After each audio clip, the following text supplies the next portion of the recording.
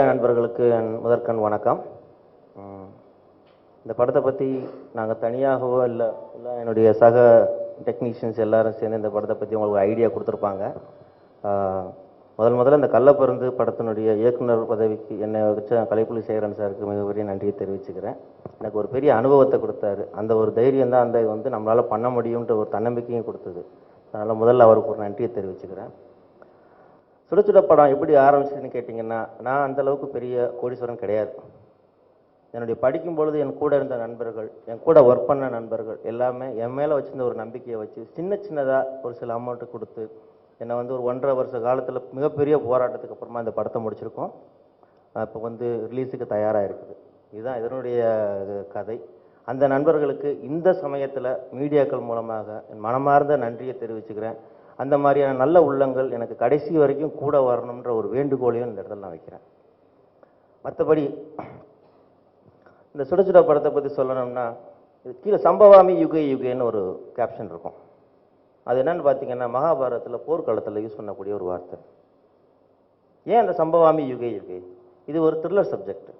What is the need for a war? ஒரு மாணவிக்கும் ஒரு சைக்கோக்கும், ஒரு கோடீஸ்வர சைக்கோக்கும் இடையில் நடக்கக்கூடிய ஒரு மனப்போராட்டம், உளவியல் சார்ந்த போராட்டம். அந்த எப்படி அமைஞ்சது, எப்படி அந்த மாணவி அவங்க கையில் சிக்கிற அந்த மாதிரியான விஷயங்கள் தான் திரைக்கதையாக பண்ணியிருக்கிறோம். மற்றபடி அது ஓப்பன் சஸ்பென்ஸ்ன்ற ஒரு டெக்னிக்கை யூஸ் பண்ணியிருக்கிறோம். அப்புறம் ஏன் அரைத்த மாவு அல்லன்ற ஒரு பாயிண்ட்டையும் நான் தனியாக சொல்லியிருக்கிறேன். ஓகே, அது ஒரு சில மீடியாங்களுக்கு பதிவாயிருக்கான்ற ஒரு காரணத்தினால மீண்டும் அதை நான் சொல்ல கடமைப்பட்டிருக்கேன். இந்த திரைப்படம் ஸ்பெஷாலிட்டி என்னன்னு கேட்டிங்கன்னா, அதனுடைய ஸ்க்ரீன் பிளே ஃப்ளோ ஒரு நூல் பிடிச்ச மாதிரி ஒரு சின்ன லைன்லேருந்து அப்படி கடைசி வரைக்கும் போயிட்டுருப்போம். ஒரு ஸ்டேஜ் பை ஸ்டேஜ் உங்களுக்கு எதிர்பார்ப்பு அதிகமாகிட்டே இருக்கும். It will end up in very good climax. இதுதான் இதனுடைய ரைட்டு. இது ஓப்பன் சஸ்பென்ஸ்னு ஏன் பேர் வச்சோன்னு பார்த்தீங்கன்னு வச்சிங்கன்னா, இது ஒரு டெக்னிக்னே வச்சுக்கலாம். படம் பார்க்கும்பொழுது உங்களுக்கு அதனுடைய அர்த்தம் புரியும். எதையுமே ஆடியன்ஸையும் மறைக்காமல் அந்த நடிச்சிருக்கக்கூடிய கேரக்டர்களுக்கும் தெரிஞ்சு இதுதான் நடக்க போகுதுன்னு எல்லாருக்குமே தெரிஞ்சு அதுலேயும் ஒரு சஸ்பென்ஸ் வச்சுருக்கிறது பேர் தான் ஓப்பன் சஸ்பென்ஸு.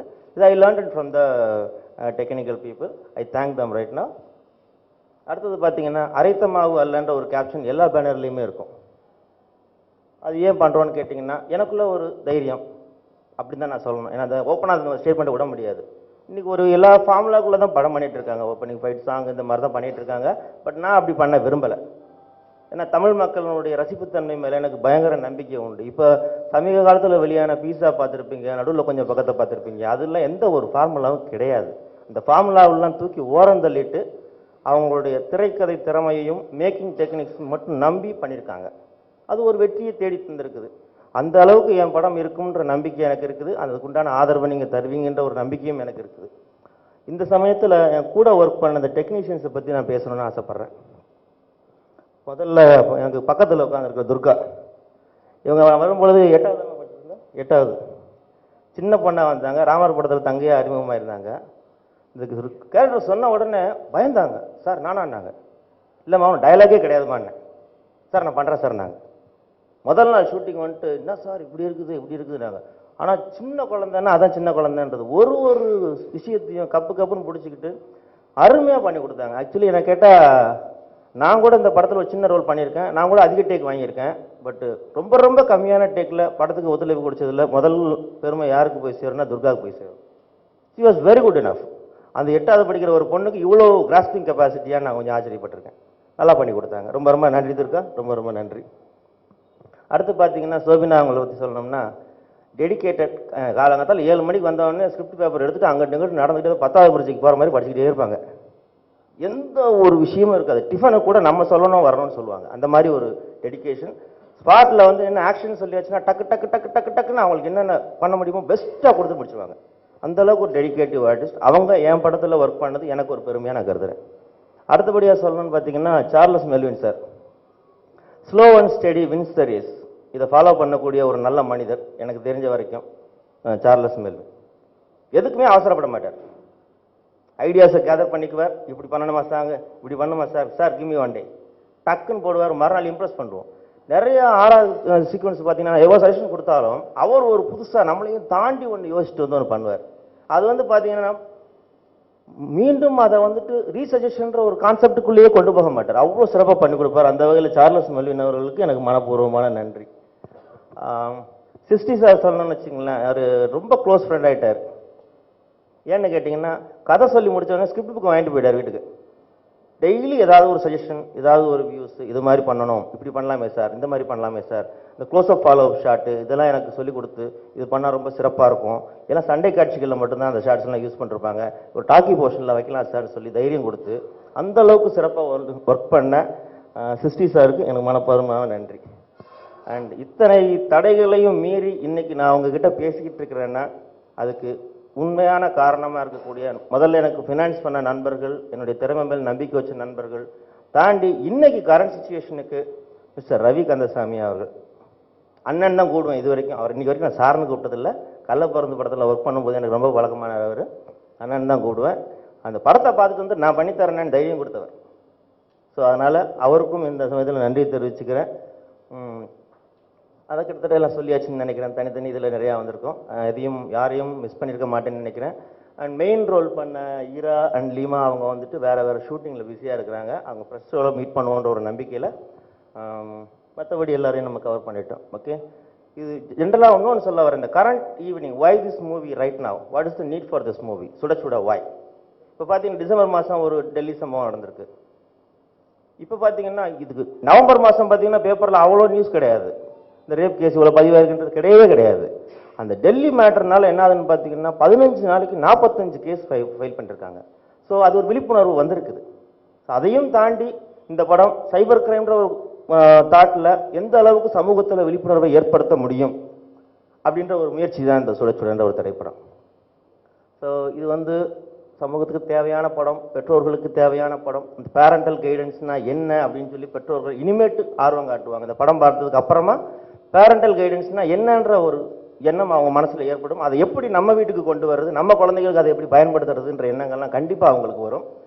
அடுத்து என்ன சொல்கிறதுன்னு பார்த்தீங்கன்னா, ஒரே வார்த்தையில் சொல்லணும், இது வன்கொடுமைக்கு ஒரு பதிலடியாக இருக்கும். இன்னும் சொல்லப்போனால் வன்கொடுமைக்கு ஒரு சவுக்கடியாக இருக்கும்னு நான் நம்புகிறேங்க. இந்த நம்பிக்கையில் பிப்ரவரி மாதம் இந்த படத்தை வெளியிட்டு விடுவோன்ற நம்பிக்கையில் உங்கள்கிட்ட விடைபெறுகிறேன். அதுக்கு முன்னாடி மீடியா நண்பர்கள், நான் பட்ட கஷ்டங்கள் என்னோட போயிடக்கூடாது. என்னுடைய சக டெக்னீஷியன்ஸ் எல்லாருமே வந்து ஒத்துழைப்பு கொடுத்துருக்காங்க. அவங்க பண்ணாங்கன்ற நம்பிக்கையில் உங்கள்கிட்டையும் நான் ஓப்பனாக கேட்குறேன். உங்களால் முடிந்த ஒத்துழைப்பு எங்களுக்கு கொடுங்க. ஒரு நல்ல படங்கள், நல்ல ஒரு படங்கள் வெளிவரணும், மக்கள் ரசிக்கணும், மக்கள்கிட்ட போய் சேரணும். ரசிக்கிறது அவங்களுடைய தனிப்பட்ட விருப்பம், கொண்டு போய் சேர்க்கணுன்றது தான் என்னுடைய வேண்டுகோள். எல்லாருக்கும் வணக்கம். சுட சுட இந்த மூவியில் நான் வந்து அசிஸ்டன்ட் போலீஸ் கமிஷனராக ஒரு கேரக்டர் பண்ணியிருக்கேன். இந்த ஒரு கேரக்டரை என்ன நம்பி கொடுத்ததுக்கு டைரக்டர் சாருக்கு தேங்க்ஸ் சொல்கிறேன். நீங்களே ட்ரெய்லர் பார்த்துருக்கீங்க. இப்போ நல்ல ரிசல்ட் கண்டிப்பாக வருவாங்க நம்பிக்கை எங்கள் டீம் எல்லாருக்குமே இருக்கு. சப்போர்ட் பண்ணுங்க. தேங்க்யூ. எல்லாருக்கும் வணக்கங்க. அதாவது ஒரு மீடியா கீழே தான் இருக்குது. ஒரு சின்ன பட்ஜெட் படத்தையும் பெருசாக கொண்டு போகிறது அது மாதிரி உங்கள் கையில் தான் இருக்குது. இந்த படத்தில் நான் மியூசிக் டைரக்டராக ஒர்க் பண்ணியிருக்கேன். இந்த வாய்ப்பு நான் கொடுத்த டைரக்டர் சாருக்கு, அவரே ப்ரொடியூசரு, அவருக்கு என்னோட நன்றி. இதில் 4 சாங் பண்ணியிருக்கோம். 4 சாங்குமே புது பாடகரை தான் நாங்கள் இதில் இன்ட்ரடியூஸ் பண்ணியிருக்கோம். ஒரு சின்ன பட்ஜெட்டில் ஒரு அழகான ஒரு த்ரில்லர் சப்ஜெக்டை சார் பண்ணியிருக்காரு. நான் இதுக்கு முன்னால் பண்ண படம் வந்து என் காதலே, உச்சக்கட்டம், ராமர். இப்போ ரீசெண்டாக நான் பண்ணிட்டு இருக்க படம் கல்வர்கள், மகி 110வது வட்டம், பொட்டல் காடு பண்ணிட்டு இருக்கேன். இந்த படம் வந்து எனக்கு பண்ணது ஒரு பெரிய ஆசை. ஏன்னா இந்த படத்தில் வந்து ஆரர் பேக்ரவுண்ட் ஸ்கோர் அது வந்து நல்லா ஒர்க் பண்ணுறதுக்கு எனக்கு நல்ல வாய்ப்பு கிடைச்சிது. அதுக்கு வந்து டைரக்டர் சாருக்கு தான் நான் நன்றி சொல்லணும். இதில் வந்து ஒரு சின்ன பிட்டு சாங் ஒன்று, ஒரு மெலோடியாக ஒன்று நாங்கள் யூஸ் பண்ணியிருக்கோம். அது வந்து ஃபீமேல் சாங்ஸ். ஒரு சாங் வந்து படம் முழுக்க, படம் ஃபஸ்ட்லேருந்து கடைசி வரைக்கும் அதை பார்த்து தான் புரியும். அங்கங்கே பிட்டாக நாங்கள் யூஸ் பண்ணியிருப்போம். அந்த சாங் பதியாக வரும். பல்லவி, சரணம், பிஜிஎம் அப்படின்னு சொல்லிட்டு யூஸ் பண்ணியிருக்கோம். இதில் வந்து ஹாரரில் வந்து பியானோலே அது டைரக்டர் சார் ஆசைப்பட்டார் இந்த மாதிரி பண்ணலாம் அப்படின்னு சொல்லிட்டு பியானோலேயே நாங்கள் அது பண்ணியிருக்கோம். அது ரொம்ப நல்லா வந்திருக்கு. ஒரு ஐடியா கொடுத்தாரு, இந்த மாதிரி பண்ணால் நல்லாயிருக்கும் அப்படின்னு சொல்லிட்டு அது நல்லா வந்திருக்கு. அது இங்கே வந்திருக்க ஆர்டிஸ்ட் எல்லாமே நல்லா பண்ணியிருக்காங்க. ஹீரோ நல்லா பண்ணியிருக்காரு, ஹீரோயின் மற்ற ஆர்டிஸ்ட் எல்லாமே நல்லா பண்ணியிருக்காங்க. வந்திருக்கவங்க எல்லாருக்கும் என்னோட நன்றிங்க. இந்த படம் நல்லா ப்ரொமோட் பண்ணி அது சேனல்ஸ் உங்கள் கையில் தான் இருக்குது. நல்லா ப்ரொமோட் பண்ணுங்கள். ஒரு சின்ன பட்ஜெட் படத்தை ஒரு லெவலுக்கு கொண்டு போகிறது மீடியா தான். அதுக்கு என்னோட தாழ்மையான வேண்டுகோள், அதுக்கு நீங்கள் ப்ரொமோட் பண்ணுங்கள். தேங்க்ஸுங்க, நன்றி. ஹாய், நான் உங்கள் தியானா பேசுகிறேன்.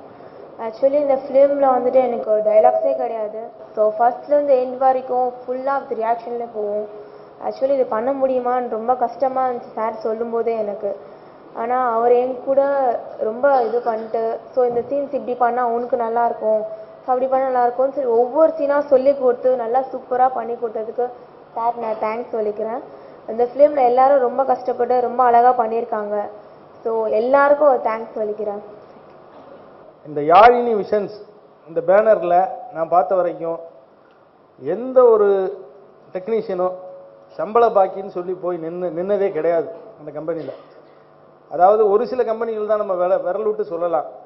நான் அசிஸ்டண்ட்டாக ஒர்க் பண்ண காலத்துலேருந்து திருவள்ளுவர் கலைக்கூடமெல்லாம் பார்த்தீங்கன்னா சம்பளத்துக்காக போய் நிற்க வேண்டிய அவசியமே இருக்காது. ஆனால் அந்த மாதிரி கம்பெனிகள்லாம் இன்றைக்கி காணாமல் போய்கிட்டு இருக்கு. அப்படி இருக்கிற சூழலில் சின்ன படம் பண்ணாலும் இந்த மாதிரி ஒரு நல்ல கம்பெனி இதை வாழ வைக்கிறது மீடியா கையில் தான் இருக்குது. மற்றபடி விஷயங்களை சார் பேசுவார். நன்றி, வணக்கம்.